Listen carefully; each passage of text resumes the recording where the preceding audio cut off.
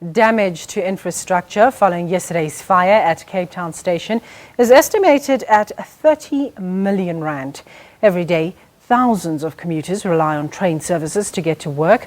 Tomorrow, the smooth running of these trains could be affected following the uncontained fire that engulfed platforms 15 and 16. Passenger rail agency PRASA says it will deploy a high-level team to investigate the persistent problems in the Western Cape. For a quick update, we are now joined on the line by Metrorail spokesperson in the Western Cape, Riana Scott. Good evening, Riana. What can commuters basically expect tomorrow, especially those who use the affected platforms? Good evening, Adriana. These platforms 15 and 16 is used by our Cape Flats commuters. That is the line that runs parallel to the Southern Line. Although the two trains that were affected by the fire were part of the Northern Fleet. Now, the Northern Fleet is the Northern area is quite extensive.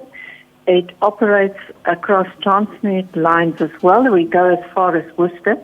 In the Western Cape, we operate across 7 municipalities, so it's a quite wide network. Now, the northern area goes as far as Worcester, it goes as far as Malmesbury, and it goes as far as Strand into town.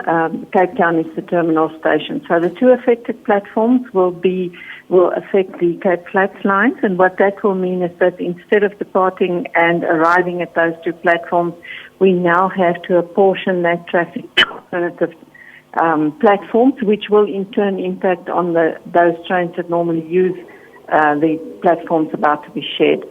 For the northern commuters who have now lost further capacity, and they are already under strain as most of the services in the country are, they will have at least one train set less than normal, and a train set would ordinarily make about 5 trips a day. So we're talking at least 5 cancellations tomorrow. When is the line likely to be back in service? The line is operational. All of the lines run. It's just that the two platforms were damaged by the fire, because not only did we lose 7 carriages, 2 motor coaches and 2 passenger trailers, we also lost about 160 meters overhead catenary wire, and that's the electrical wire that powers the trains above the railway line, and that still needs to be fixed. And of course, we had to wait for the fire brigade to clear, for forensics to finish their investigation, the police to finish their on-site investigation. Only then could we get in structural engineers to assess the integrity of the infrastructure.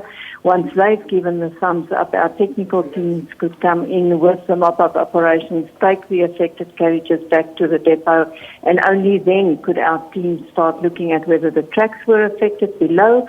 Fortunately not, and they've given us a thumbs up that the tracks are all right, although the overhead wiring still needs to be fixed. Thank you so very much. That was Metrorail spokesperson in the Western Cape, Riana Scott.